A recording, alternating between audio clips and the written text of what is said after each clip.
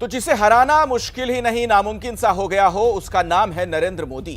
देश के सबसे बड़े राज्य उत्तर प्रदेश समेत 4 राज्यों में मिली जीत के बाद कई लोग ये सवाल कर रहे हैं कि जब पिछले 2 साल से कोरोना के कारण देश की अर्थव्यवस्था झूल रही थी, स्वास्थ्य व्यवस्था पर सवाल उठ रहे थे, महंगाई और बेरोजगारी जैसे मुद्दे लोगों को परेशान कर रहे थे, फिर कैसे बीजेपी को एक बार फिर इतनी बड़ी जीत मिल गई? इसका जवाब देखिए आप। जब जीत बड़ी हो तो जश्न भी बड़ा होता है, लेकिन एक जीत के जश्न से अगली जीत का रास्ता कैसे बनाया जाता है वो इन तस्वीरों से समझिए। अहमदाबाद में प्रधानमंत्री मोदी का काफिला जैसे ही बीजेपी दफ्तर के करीब पहुंचा, कुछ इस अंदाज में उन पर फूलों की बारिश की गई। प्रधानमंत्री मोदी के इस भव्य स्वागत की शुरुआत अहमदाबाद एयरपोर्ट से ही हो गई थी। उन्होंने वहां से करीब 10 किलोमीटर लंबा रोड शो निकाला।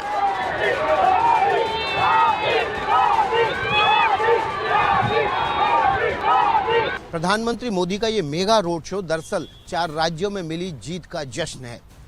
लेकिन एक बड़ा सवाल ये है कि 4 राज्यों में मिली जीत के बाद जश्न गुजरात में क्यों? क्या वजह है कि 5 राज्यों के चुनाव के नतीजे आने के 24 घंटे के भीतर प्रधानमंत्री मोदी गुजरात पहुंच गए? इसका सीधा सा जवाब है कि अब चुनाव गुजरात में होने। लेकिन बात सिर्फ इतनी सी नहीं है। दरअसल 4 राज्यों की जीत का जश्न गुजरात में इसलिए भी मनाया जा रहा है क्योंकि प्रधानमंत्री मोदी और उनकी टीम अथक मेहनत बिना रुके करने का माद्दा रखती है।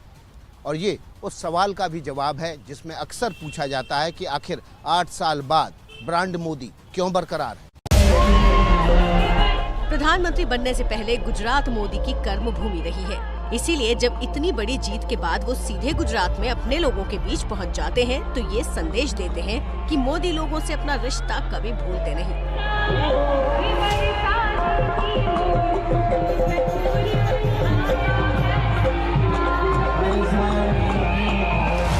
और लोगों से मोदी के इसी सीधे कनेक्शन ने उनका कद इतना बड़ा कर दिया है कि फिलहाल कोई और नेता मोदी को चुनौती देता नजर नहीं आता। भारत माता की जय के नारे, नरेंद्र मोदी की जय के नारे लगा रहे हैं। और ये जो नज़ारा आप देख रहे हैं, ये पूरे रोड शो के दौरान सड़क के किनारे इसी प्रकार का नज़ारा देखने को मिल रहा है। दूर दूर तक महिलाएं यहाँ पर आई हुई हैं। East west Modi is best. हम प्रधानमंत्री को दिल तन मन धन सब देकर उनके साथ हैं और जहाँ भी उन्होंने आवाज दी, 1 नहीं 1000 महिला लेके आए। मोदी है तो मुमकिन है, मोदी है तो मुमकिन है, मोदी है तो मुमकिन है। राज्य कोई भी हो, प्रधानमंत्री मोदी की चुनावी रणनीति के आगे सारे जमे जमाए समीकरण फेल हो जाते हैं। उत्तर प्रदेश में भी यही हुआ। आ गए फिर भगवाधारी। प्रधानमंत्री मोदी जी के विकास और सुशासन को एक बार फिर से जनता जनार्दन ने अपना आशीर्वाद दिया है। एक एक कर मोदी ने हर उस मुद्दे की हवा निकाल दी जो बीजेपी के लिए चुनौती बन सकता था, जैसे पिछले साल हुआ किसान आंदोलन।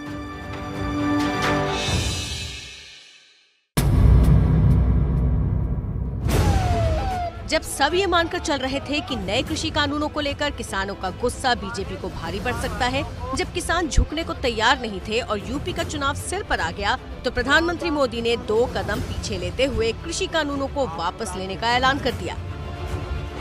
दिए के प्रकाश जैसा सत्य कुछ किसान भाइयों को हम समझा नहीं पाए।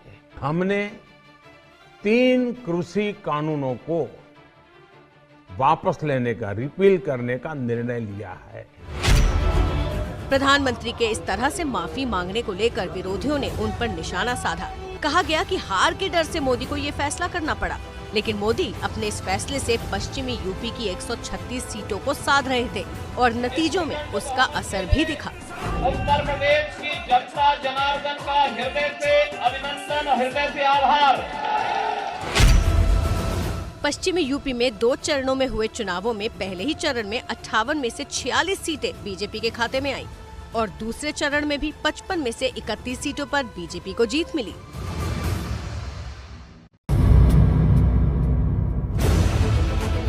कहा यह भी जा रहा था कि कोरोना की दूसरी लहर के वक्त यूपी में जो हालात थे, बीजेपी को उसका खामियाजा भुगतना पड़ेगा। प्रधानमंत्री मोदी ने मुफ्त वैक्सीन देकर इसका भी तोड़ निकाला, तो मुख्यमंत्री योगी ने वैक्सीनेशन का बड़ा अभियान चलाकर सब तक इसका फायदा पहुंचाया। वैक्सीनेशन बहुत बढ़िया हुआ। मैंने, मेरे परिवार में सबने वैक्सीन कराया। योगी जी ने, मोदी जी ने सबने फ्री वैक्सीन दी, बूस्टर डोज तक दे दी सबको, तो ये भी एक बहुत बड़ा फैक्टर है। सिर्फ वैक्सीन ही नहीं, उत्तर प्रदेश की डबल इंजन सरकार में डबल राशन स्कीम बड़ा गेम चेंजर साबित हुई। एक तरफ यूपी सरकार की अंत्योदय अन्न योजना के तहत कार्ड धारकों को हर महीने 10 किलो राशन और दूसरी तरफ प्रधानमंत्री गरीब कल्याण अन्न योजना के तहत गरीबों को 5 किलो अतिरिक्त राशन देकर बीजेपी ने लाभार्थियों का ऐसा वोट बैंक खड़ा कर लिया जो बीजेपी की जीत का बड़ा कारण बना। हाँ, राशन दिया है, मोदी जी ने राशन दिया है, ऑयल दिया है, सब कुछ दिया है, तेल, नमक, किसी का नमक खाओ, पैसे भी दिए, राशन भी फ्री मिल रहा है। मुझे तो सारी सुविधा मिली है। एक तो हम लोगों को वो दिया, खाना, राशन दिया 2 बार महीने में। ये चुनाव नतीजे भाजपा की pro poor, pro active governance पर एक प्रकार से बड़ी मजबूत मोहर लगाते हैं। भाजपा गरीब को भरोसा देती है कि प्रत्येक गरीब तक सरकार ने निर्णय की हुई सुविधाएं जरूर पहुंचेगी। उत्तर प्रदेश में करीब 7 करोड़ महिला वोटर हैं, जिन्हें साधने के लिए विरासत अभियान से लेकर शक्ति स्कीम तक कई योजनाएं शुरू की गई, लेकिन इस सबसे बढ़कर महिला सुरक्षा के मुद्दे को उठाया गया। बीजेपी ने ये कहना शुरू किया कि अगर समाजवादी पार्टी लौटी तो गुंडागर्दी फिर बढ़ेगी। नतीजा ये हुआ कि महिलाएं भले ही महंगाई को मुद्दा मानती रहीं, लेकिन सुरक्षा के मुद्दे पर योगी और मोदी उनका भरोसा जीतने में कामयाब रहे। ताकि महिलाएं सुरक्षित रहें, बाबा ने बहुत अच्छा काम किया है महिलाओं के लिए, कानून व्यवस्था बहुत अच्छी करी है महिलाओं के लिए। जब विरोधी उत्तर प्रदेश में आवारा पशुओं की समस्या को चुनावी मुद्दा बनाने में लगे थे, पीड़ित किसान भी इसे लेकर अपनी नाराजगी जता रहे थे, तो मोदी ने इसे नजरअंदाज नहीं किया। मुद्दे से बचने के बजाय मोदी ने खुद आगे बढ़कर किसानों को भरोसा दिया। आप लोगों को छुट्टा जानवरों से जो परेशानी होती है उसे दूर करने के लिए 10 मार्च के बाद नई व्यवस्थाएं बनाई जाएगी। मंत्री महोदय का पश्चिम में जेवर एयरपोर्ट हो या पूरब में एक्सप्रेसवे, चुनाव से पहले ही प्रधानमंत्री मोदी ने विकास की वो तस्वीर भी सामने रख दी जिससे हर वोटर का भरोसा और मजबूत हुआ। चारों तरफ हाईवे बन रहे हैं, काम हो रहा है। योगी जी के आने से और मोदी जी के रहने से देश बहुत डेवलप होगा। यूपी की सियासत कभी मायावती के एससी तो कभी समाजवादी पार्टी के यादव मुस्लिम वोट बैंक के बीच झूलती रही। मोदी ने इन सारे समीकरणों को भी ध्वस्त कर दिया। इसीलिए 86 SC/ST सीट में से 65 पर बीजेपी को जीत मिली, तो मुस्लिम प्रभाव वाले 85 सीटों में से भी 49 बीजेपी के खाते में आई। कुछ लोग ये कहकर यूपी को बदनाम करते हैं कि यहाँ के चुनाव में तो जाति ही चलती है, लेकिन भाइयों बहनों, उत्तर प्रदेश के लोगों ने दिखा दिया है। 2014 के चुनाव नतीजे देखें, 2017, 2019 के नतीजे देखें, और अब फिर 22 में भी देख रहे हैं। हर बार यूपी के लोगों ने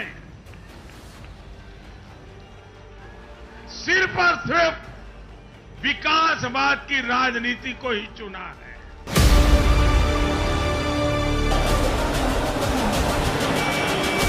चुनाव के आखिरी चरण में मोदी खुद वाराणसी पहुंच गए। भव्य रोड शो और जगह जगह पर लोगों के बीच पहुंचकर मोदी ने एक बार फिर लोगों से अपना सीधा कनेक्शन दिखाते हुए विरोधियों के हौसले पस्त किए, और इसी का नतीजा था कि अखिलेश के पूरा जोर लगाने के बाद भी पूर्वांचल की 130 में से 77 सीटें बीजेपी के खाते में आ गई। विकास के साथ हिंदुत्व की डोज भी जारी रही। अयोध्या में राम मंदिर का निर्माण शुरू होना बीजेपी की जीत का एक बड़ा कारण बना। जितने पहले के जो चीज़ें थी जो अटकी पड़ी थी, शायद हमारे भाजपा राज में ही ये सक्सेसफुल हो चुकी हैं, जिसमें कि अयोध्या मंदिर भी हमारा बन के आया है। अखिलेश यादव हो, जयंत चौधरी हो या प्रियंका गांधी, यूपी में बीजेपी को चुनौती देने वाले इन सारे विपक्षी नेताओं को मोदी ने परिवारवाद के कटघरे में खड़ा करके जनता से उनका हिसाब करने के लिए कहा। खतरा है और खतरा मंडरा रहा है। ऐसे में यूक्रेन की तरफ से जो खबरें आ रही हैं उनसे ऐसा ही लग रहा है कि यह खतरा सिर्फ यूक्रेन, रूस या यूरोप का नहीं बल्कि पूरे विश्व को अपनी जद में ला सकता है।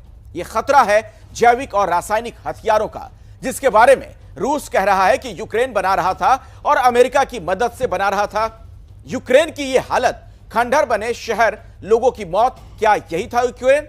क्या यही था यूक्रेन जिसके बारे में रूस अब कह रहा है कि यहां जैविक और रासायनिक हथियारों पर काम हो रहा था? आखिर क्या काम हो रहा था जैविक और रासायनिक हथियारों पर?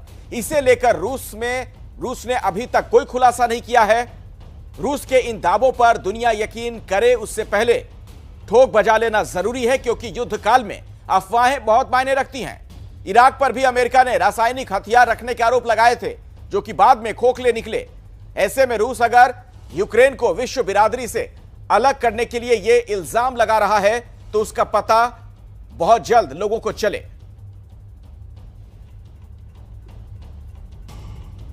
यूरोप में इस वक्त जो कुछ हो रहा है, भारत समेत पूरी दुनिया पर उसका खतरा मंडरा रहा है। रूस के यूक्रेन पर आक्रमण के बाद पूरे विश्व की जियोपॉलिटिक्स हमेशा के लिए बदलने वाली है। आने वाले वक्त में अमेरिका और उसके सहयोगी यूरोपीय देश रूस के आक्रामक रुख से सहमेंगे। युद्ध की स्थितियां पैदा करने वाले विवाद पैदा होंगे, यूरोप में अशांति बढ़ेगी, अर्थव्यवस्था पर बुरा असर होगा और सामरिक हिसाब किताब गड़बड़ होगा। ऐसे में फायदा किसे होगा? उसका असर भारत की सुरक्षा पर क्या होगा? आपको बता रहे हैं मशहूर रक्षा विशेषज्ञ कर्नल दानवीर, एबीपी के डिफेंस रिपोर्टर नीरज राजपूत और यूक्रेन में मौजूद हमारे फॉरेन कॉरेस्पॉन्डेंट प्रणय उपाध्याय।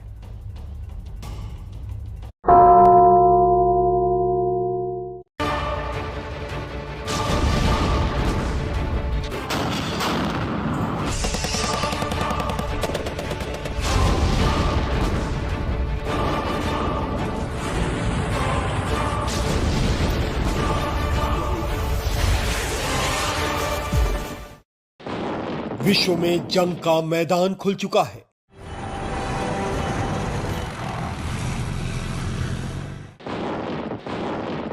यहां हर रोज तबाही बरस रही है। मानवता सिसक रही है। घर बार छूट रहे हैं। यूक्रेन के आम लोग अमन चाहते हैं, अपने घरों में महफूज रहना चाहते हैं। उन्हें न नाटो की खेमेबाजी से कोई लेना देना है, न रूस में पुतिन की राजनीति से। जब भी कहीं जंग होती है, सबसे पहले इंसानियत घायल होती है। ऐसे में बड़े मुल्कों और उसके सियासतदानों की कोशिश होना चाहिए कि आग बुझाई जा सके। मगर बीते दिनों चीन और उसके राजनेताओं की तरफ से आए बयानों को लेकर बहुत सारे सवाल उठ रहे हैं।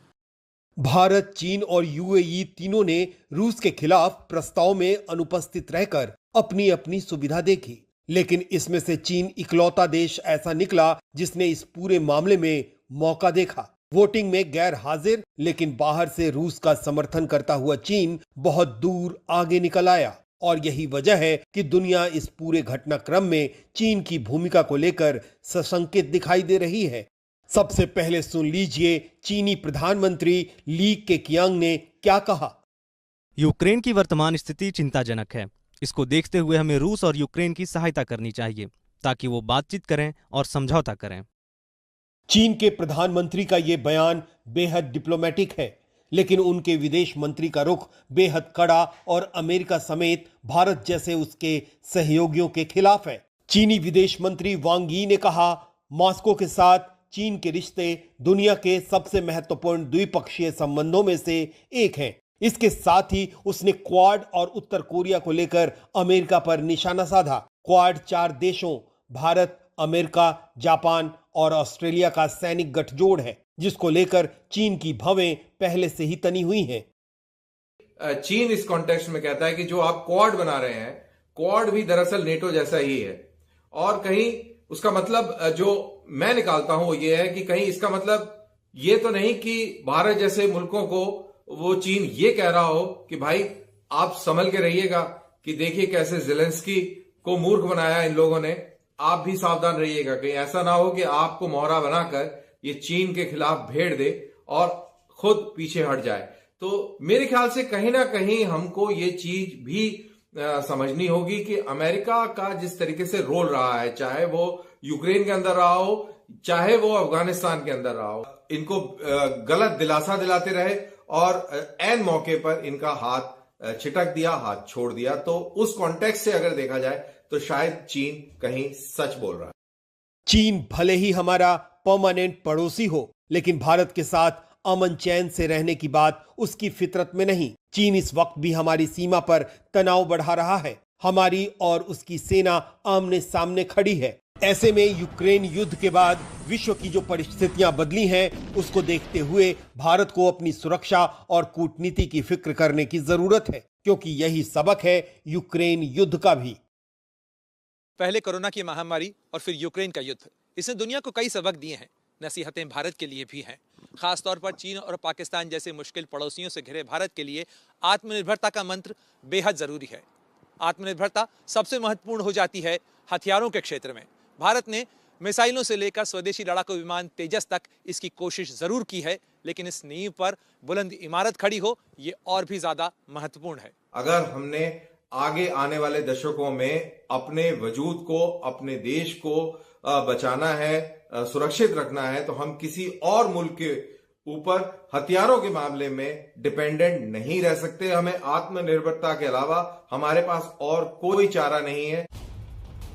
देखिए, चीन के मामले में भारत को ना अमेरिका पर भरोसा करना चाहिए, ना रूस पर अंधविश्वास। दरअसल दुनिया में जिस तरह की स्थितियां बन रही हैं, उसमें हर देश को अपनी सुरक्षा खुद करने की जरूरत होगी। चीन अगर भारत पर हमला करने की जरूरत करता है, उसे जवाब देने के लिए हमें यूक्रेन की तरह यह गुहार लगाने की जरूरत नहीं पड़नी चाहिए कि ये देश वो देश हमें हथियार दें, हमारी मदद करें। भारत को अपनी मदद खुद करनी होगी और इसमें भारत बहुत तेजी के साथ आगे बढ़ भी रहा है। आप पूछेंगे कैसे? देखिए रिपोर्ट।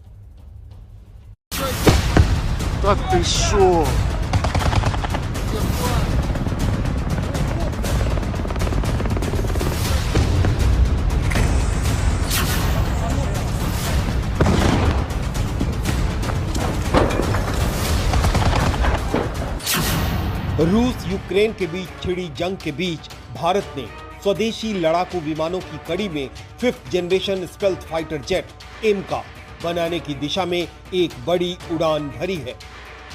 डीआरडीओ और एडीए के डिजाइन के आधार पर एमका लड़ाकू विमान के लिए विशेष पार्ट्स को बनाने का काम शुरू हो गया है। रडार की पकड़ में नहीं आने वाले स्टेल्थ फाइटर जेट बनाने की दिशा में ये कदम मील का पत्थर कहा जा सकता है। भारत के 5वीं श्रेणी के स्वदेशी फाइटर जेट को एमका यानी एडवांस मीडियम कॉम्बैट एयरक्राफ्ट नाम दिया गया है। पिछले साल यानी फरवरी 2021 में भारत ने एरो इंडिया शो के दौरान पहली बार एमका का डिजाइन और मॉडल दुनिया के सामने पेश किया था।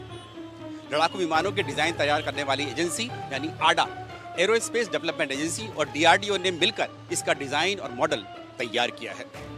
खास बात यह है कि ये भारत का खुद का पहला ट्विन इंजन यानी कि 2 इंजन वाला स्वदेशी फाइटर जेट होगा और इसकी स्टील फीचर के चलते दुश्मन की रडार को भी इसे पकड़ने में काफी मुश्किल का सामना करना होगा। भारत अगर एमका बनाने में कामयाब हो जाता है तो अमेरिका, रूस और चीन सहित उन चुनिंदा देशों की श्रेणी में शामिल हो जाएगा जिनके पास 5वें जनरेशन के लड़ाकू विमान बनाने की क्षमता होगी। एमका जो है 5th जनरेशन फाइटर एयरक्राफ्ट होगा और इसके अंदर 6th जनरेशन टेक्नोलॉजीज भी होंगी। तो ये बहुत ही आला दर्जे का और दुनिया का बेहतरीन जदीद तरीन एक फाइटर एयरक्राफ्ट होगा और ऐसा होने से आप ये कह सकते हैं कि भारत एक तरीके से फाइटर जेट टेक्नोलॉजी के मामले में आत्मनिर्भर हो जाएगा। हाल ही में थल सेना प्रमुख जनरल एमएम नरवणे ने यूक्रेन युद्ध से सीख लेते हुए स्वदेशी हथियारों के निर्माण पर जोर देने की बात कही थी। दरअसल स्टील्थ फाइटर जेट की बॉडी यानी ढांचा एक खास तरह की मटेरियल से बना होता है जो कि दुश्मन की रडार से निकलने वाली तरंगों को ऑब्जर्व कर लेता है और फिर दुश्मन की रडार को ये वापस तरंगे नहीं जाने देता है, जिसके चलते दुश्मन की रडार इन तरह के स्टील्थ फाइटर जेट्स को डिटेक्ट यानी पकड़ नहीं पाती हैं। भारत के पास अगर इस तरह के स्टील्थ फाइटर जेट होते हैं तो चीन के लिए ये एक बड़ा डिटरेंस का काम कर सकते हैं। माना जा रहा है कि भारत का ये 5th जनरेशन फाइटर जेट साल 2025 तक बनकर तैयार हो जाएगा और साल 2030 तक वायुसेना की फाइटिंग स्क्वाड्रन का हिस्सा बन जाएगा।